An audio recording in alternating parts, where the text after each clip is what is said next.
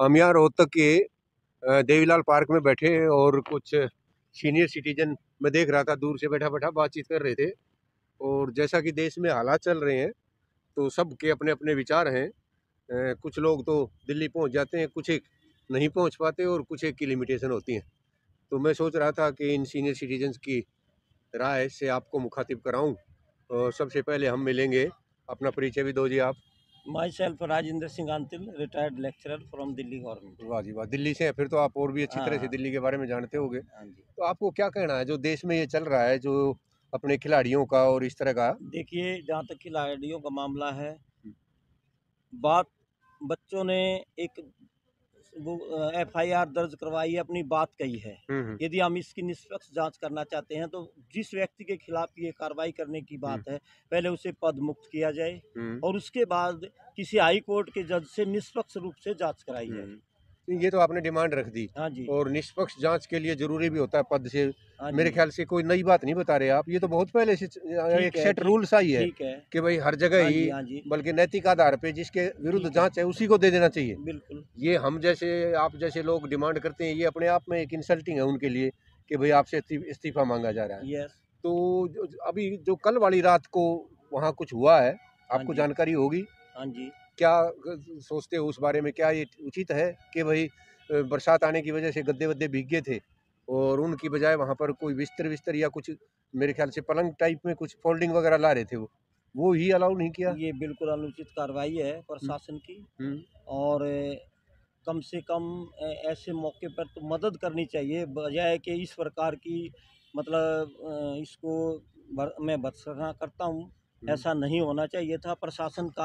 प्रशासन का काम है निष्पक्ष रूप से जो लोग बैठे हैं उनकी लड़के लड़की जो भी लोग हैं, जो भी समस्या है उसका समाधान करना, न कि उन पर इस प्रकार की जो है दुर्व्यवहार करना। कुछ सांसद वगैरह भी वहाँ गए हैं रात को, हाँ कुछ जी। लीडर दूसरी पार्टियों के भी गए हैं, किसी को गिरफ्तार कर दिया, किसी को अंदर नहीं जाने दिया, बैरिकेडिंग कर रखी है।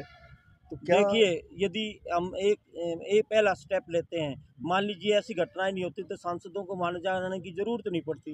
जब मोबाइल में फ़ोन गए होंगे सांसद तो तब आए हैं कि इस प्रकार की दुर्घटना एक तरह की बच्चियों के साथ या जो दूसरे लोग हैं उनके साथ हो रही है, तो तब उनको जाना पड़ा, उनकी मजबूरी हुई। और फिर इसको दूसरा पुलिस या दूसरे लोग ये समझते हैं कि ये एक राजनीतिक दूसरा विचार देते हैं। मैं समझता हूँ यदि ये घटना नहीं होती तो कोई सांसद जाने की कभी कोई किसी को जरूरत ही नहीं क्या पड़ती। जरूरत थी? ठीक बात है। कुछ लोग ये भी कहते हैं कि भाई अगर आपने देश के लिए मेडल जीत लिया तो उसका ये मतलब थोड़ा कि आप कहीं भी बैठ जाओगे, और न्याय अगर सड़कों पे ही होने लग गया तो अदालतों की क्या जरूरत है? कुछ लोग आप से इस तरह से बाहर से हो रहे थे। देखिए, इसमें शुरुआत में जो बात मैंने पहले थोड़ी देर पहले कही थी, यदि कोई ऐसा खिलाड़ी आरोप लगाता है तो मैं समझता हूँ इतनी नौबत नहीं आती यदि सरकार समय पर इस पे कोई स्टेप ले। अब आप स्टेप नहीं लोगे तो धरना प्रदर्शन तो लोकतंत्र की बुनियाद है। फिर तो ये कहो कि सरकार जो कर रही है 100% सही है। फिर देखिए, ये तो लोकतंत्र के बुनियादी उससे लोकतंत्र का खिलाफ है। मतलब ये था कि हाँ, भाई आप डेमोक्रेसी का मतलब यही है। और वो कुछ नहीं कर रहे, एक जगह है कि जो हमारा पर्टिकुलर स्थान है उस पे बैठे हैं। अरे वो तो कोई ऐसा नहीं है, ऐसा पहली बार नहीं है कि कोई प्रदर्शन इंडिया गेट पर पहले भी नहीं, प्रदर्शन अगर होते रहे हैं। अगर कोई भाई युवा बैठे हों, कुछ हुड़दंग करते हों, कोई परेशानी कर रहे हो, तो महिलाएं वैसे हैं ज्यादातर तो बिल्कुल। हैं, और उसके साथ ऐसी भी कोई बात अगर नहीं है। बेटियों के साथ भी इस और तरह। डेमोक्रेसी का मीनिंग खत्म है। यदि आप ये कहते हो कि प्रदर्शन नहीं करना चाहिए था पहलवानों को, तो फिर डेमोक्रेसी का अर्थ क्या रहेगा? ठीक है, जो सरकार कर रही है, चाहे जो कुछ हो रहा है। आप कुछ कहना चाहोगे जी इस बारे में? ऐसा थोड़ा परिचय देंगे आप अपना? राजकुमार राठी मेरा नाम है राजकुमार राठी जी। और मैं बिजली बोर्ड से रिटायर हूँ। अच्छा अच्छा जी। हाँ जी। तो क्या सोचते हो आप, ये ठीक कर रही है सरकार, या जो हो रहा है अदालतें जो एफआईआर दर्ज करा दी है, ठीक हो गया, अब उनको उठ जाना चाहिए? कुछ न्याय तो में बात तो आगे बढ़ी नहीं, उठ कर वो कुछ जहाँ की थे।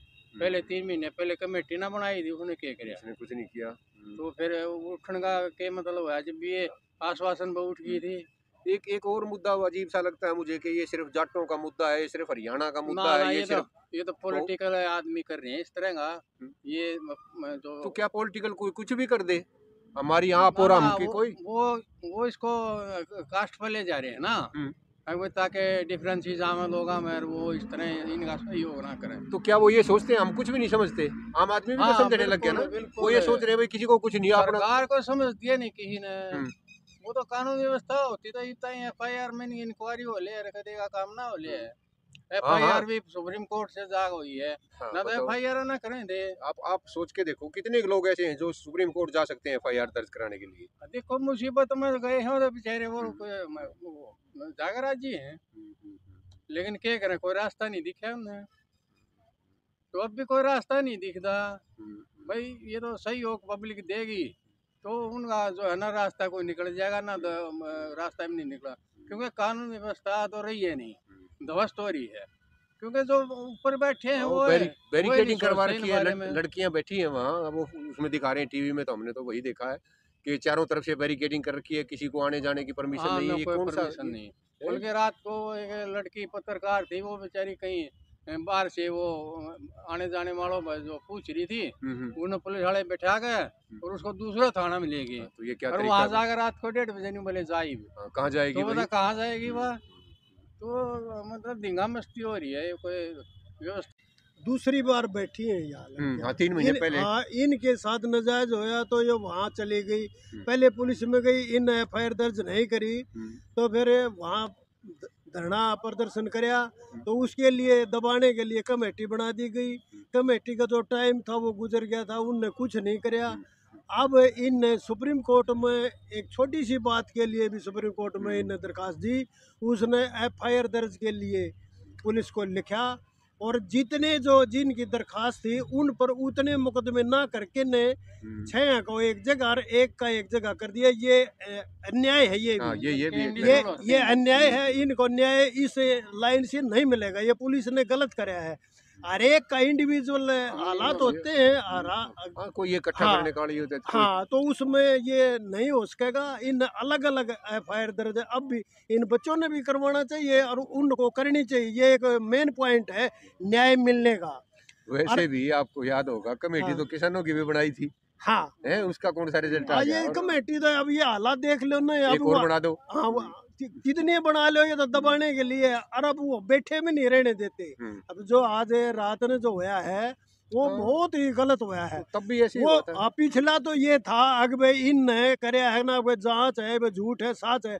लेकिन ये तो सारा देश ने देखा है, ये तो सच है भाई, अन्याय, ये भी तो अन्याय हुआ है। उनको बैठने भी नहीं देते। नहीं यार। बरसात का मौसम था, हाँ, वो कोई चलो सहूलियत नहीं देती। अरे हर एक थाने के आगे लिखा हुआ होता है कि भाई सुरक्षा सहयोग देंगे। ये क्या है? ये तो कौन- सुरक्षा सहयोग करना चाहिए था, ये गलत कर रहे हैं। तो ये हम दिल्ली पुलिस को हम अच्छी मानते हैं, लेकिन ये ऐसा आगे से ना करें। हम तो हाँ, यही उम्मीद करते हैं। और आम- प्रजातंत्र को प्रजातंत्र रहने दें। और ये तो वो मेडल वाले हमारे खिलाड़ी हैं जो अंतर्राष्ट्रीय स्तर पर देश का हाँ, नाम रोशन कर रखा है। हाँ, आम आदमी होता तो पता नहीं, उनकी तो शायद हाँ। सुनवाई ही नहीं और फिर होती। कोई भी लड़की, आम लड़की भी ये किसी पर इल्जाम नहीं लगा सकती, उससे इज्जत पर फर्क पड़ता है। हाँ, नाम वो लेने कोई- में ही हाँ, हमारा तो नहीं, समाज और इस तरह का- कोई लगा के दिखाओ ना। हाँ, कोई किसी का नाम लगा के लेके तो दिखाओ। देखो, ठीक हाँ, बात है। तो पता चले। अरे ये न कुछ, एक तो वो बिल्कुल ही थोड़ी उम्र की है और बाकी भी अनमैरिड लड़की है। ये पोक्सो कोई कि पहलवानों के साथ बहुत ज़्यादा जाति हो रही है। प्रधानमंत्री जी इनको जब मेडल मिला, जब तो इनका इतना स्वागत हाँ, किया, परिवार की हाँ, तरह बात कर रहे थे। और आज बात भी नहीं करती। इन बच्चियों के साथ बहुत बड़ा अन्याय हो रहा है, बिल्कुल जो है। और इनको बेचारियों को रात में कितनी दिक्कत हुई। हाँ, मच्छर अरे है, चार मक्खी पाई है। भी लेने के लिए जो है पुलिस वाले ने रोक दिया। क्या तरीका है ये? और लड़कियों के लिए खास कर बहुत ज़्यादा जाती है। इतनी शाइनिंग लड़कियाँ, मेडल कोई ऐसे थोड़ा ओलंपिक में मेडल ऐसे थोड़ा लग जाए, सारी आसान नहीं है, लेकिन उम्र की तपस्या। इन लड़कियों के साथ जो जाती हो रही है ना, बहुत बड़ी गलती है। और सरकार ने इसके लिए तुरंत कदम उठाने चाहिए। तुरंत सोचना चाहिए कुछ न कुछ। नरेंद्र जी हैं मेरे साथ। अब मैं ये जानना चाहूँगा, आप बैंक में चीफ मैनेजर के पद से रिटायर्ड हैं, आपको क्या इस सारे आंदोलन का अंत क्या दिखाई देता है? अंत तो जो पहले आंदोलनों का है वही होगा, अगर जन आंदोलन के रूप में इसको उभार नहीं लिया। आप देखिए 2012 में निर्भया कांड होया था, सारा देश उमड़ के पड़ गया। दिल्ली में मोमबत्तियां चला रहे हैं, लाइटिंग कर रहे हाँ, हैं, सारा देश लेकिन था। आज लोगों के दिमाग में पता नहीं क्या भय छा रहा है, जा नहीं रहे। आंदोलन जब भी तेज होंगे, पुलिस जा रहे हैं पर बॉर्डर के ऊपर से आगे भैया जाने नहीं वहाँ देते हैं। बैरिकेड लगा रखे हैं, हाँ, घुसने नहीं दे रहे हैं। तो गाड़ियां रोक रोक के जैसे उतार- किसान आंदोलन में लोग इकट्ठे हो गए थे, बॉर्डरों के ऊपर जम के बैठे थे, वो उस तरह का आंदोलन खड़ा करना पड़ेगा। मतलब आंदोलन ऐसा हो जिसमें ये जात पात के नाम से लोगों को धर्म के नाम से काट रहे हैं, बांट रहे हैं, ये नहीं हो सकता।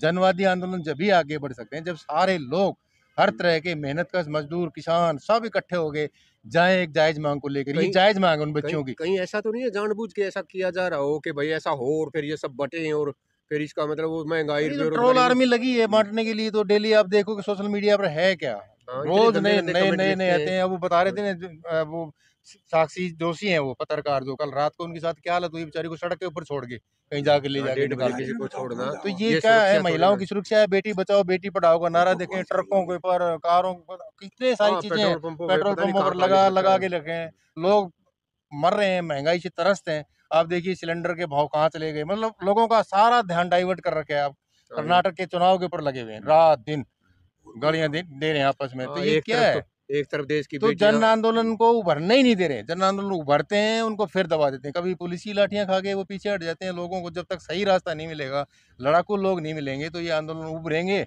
और फिर टूट जाएंगे।